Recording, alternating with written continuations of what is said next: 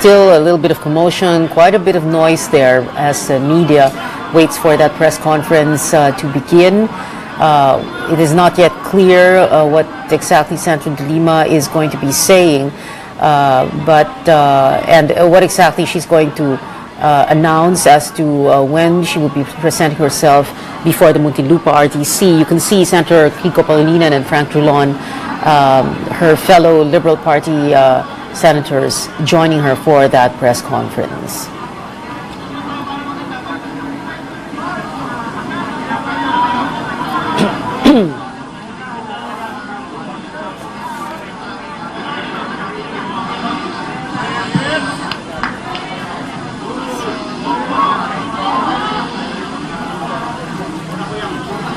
Tahimik muna po tayo. Magsasalita lang po ako pag tahimik na lahat.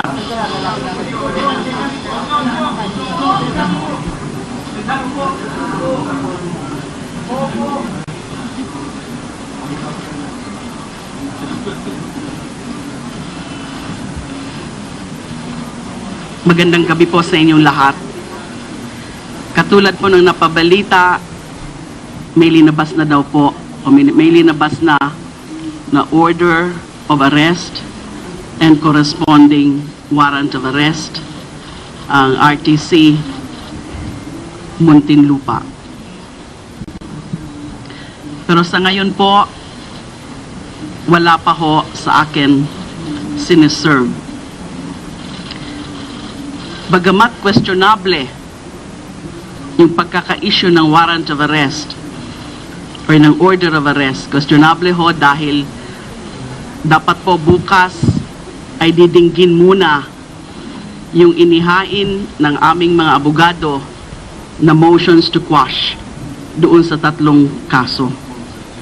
Sa katunayan, yung prosecution nga po, specifically DOJ, ay nagpa-postpone pa nga, nagpa-reset po nung hearing bukas for March 3.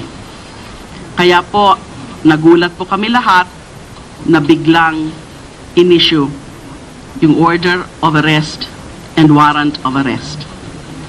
Katulad po ng nasabi ko na dati, wala po akong balak takasan yung mga kaso ko. Wala po akong balak magtago dahil haharapin ko po ang mga kaso na yan. Since sa ngayon po, at this very moment, 7:20, wala pa naman po nagsaserve ng warrant of arrest sa akin. Ninanais ko muna po na umuwi muna para makapiling ko na muna po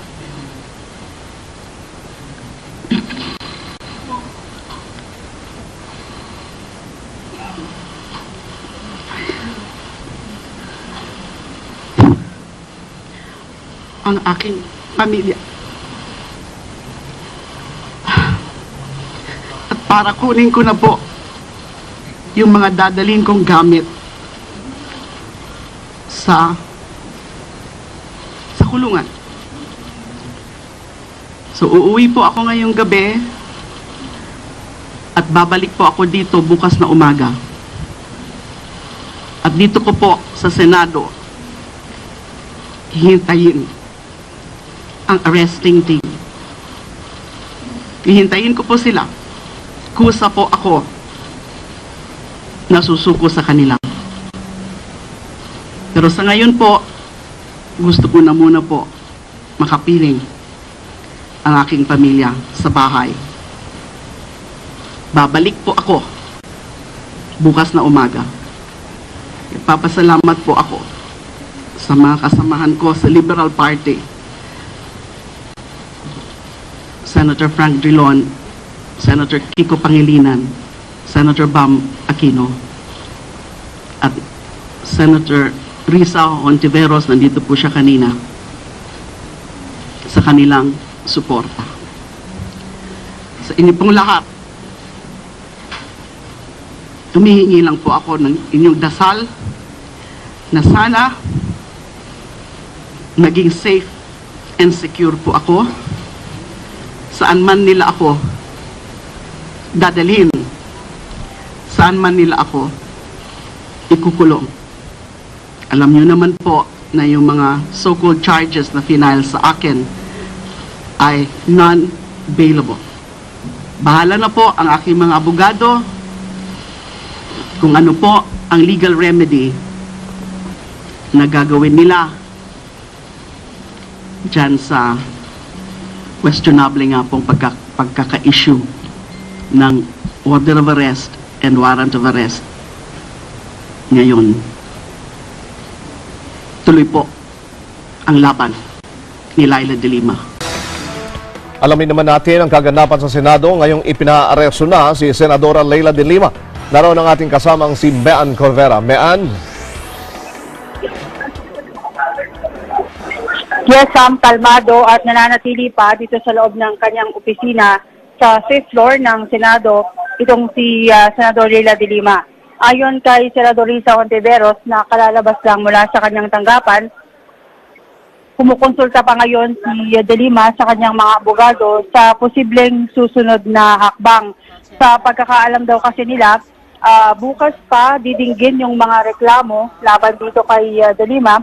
Kaya nagtataka sila kung bakit ano ang batayan sa pagpapalabas ng arrest warrant nitong Muntinlupa Regional Trial Court. Pakinggan natin ang bahagi ng pahayag ni Senador Risa Hontiveros. It's so noisy, but all I heard is about Senator de Lima being inside her office. Yes, she's inside her office. She's calm, yung loob niya. She will, as she has said from the beginning, respect and go through the legal process, which is more than I can say for the administration. Kasi yung tema nitong more than kalahating taon has really been laway lang ang puhunan, no? Pwede ka nang kasuhan, arestuhin ang gobyerno. Ayon dito kay Ferdy Maglalang, ang Media Relations Officer ni de Lima, nakatanggap sila ng impormasyon na kararating lang sa bansa nitong si Judge Juanita Guerrero ng Branch 204 mula sa Macau ngayong linggo, kaya questionable daw ang pagpapalabas ng warrant. Imposible raw na nabasa agad ito ang sandamakmak na dokumento na isinampa naman ng DOJ. Kaduda-duda rin umano ang arrest order dahil hindi pa nare-resolba ng korte ang kanilang inihaing motion for jurisdiction. Nauna nang sinabi ni de Lima na hindi ang RTC ang may jurisdiction sa isang government officials na nakakasuhan, kundi ang ombudsman at ang Sandigan Bayan. Sa ngayon ay nag-aantabay pa rin tayo dito sa labas ng tanggapan ni de Lima na mula nang matapos yung hearing kanina sa Committee on Public Order and Dangerous Drugs ay hindi pa rin siya lumalabas mula dito sa kanyang tanggapan. Kanina biniro pa ito ni Senador Panfilo Lacson bago matapos yung hearing na sana raw ay hindi mo na siya maaresto dahil kailangan niya pa raw ito sa mga hearing sa Senado. Sa nagsuot naman ng itim na t-shirt ang mga empleyado ni de Lima bilang pagluluksa daw dun sa nakatakdang pag-aresto sa kanya. Sabi ni Maglalang, ang ribbon, naglagay rin sila ng ribbon na kulay blue na sumisimbolo raw nung paglabag naman ng gobyerno at yung mga otoridad sa karapatang pantao nitong si Senator Leila de Lima. Nasa kapapasok lang sa loob ng tanggapan ng mambabatas si Senator Francis Pangilinan, yung pinuno ng Liberal Party, at sa ngayon ay hindi pa tayo nakakatanggap ng anumang development mula doon sa kanilang pag-uusap. Kanina rin, habang nag-aantabay tayo dito sa Senado, may dalawang lalaki na hinabol ng mga tauhan ng Senate Sergeant at Arms dahil nakarating sila dito sa 5th floor ng Senado. Ang dalawa ay tumakas daw dun sa security mula dun sa baba dahil ang paalam mag-CCR daw, pero question nila bakit nakarating dito sa 5th floor ng Senado. Ang dalawa ay pinababa na ngayon dun sa main lobby nitong Senado at inatasan na makipag-coordinate sa mga security. Nagpakilala ang mga ito na mga tauhan daw ng National Bureau of Investigation pero wala silang mailabas na mga dokumento.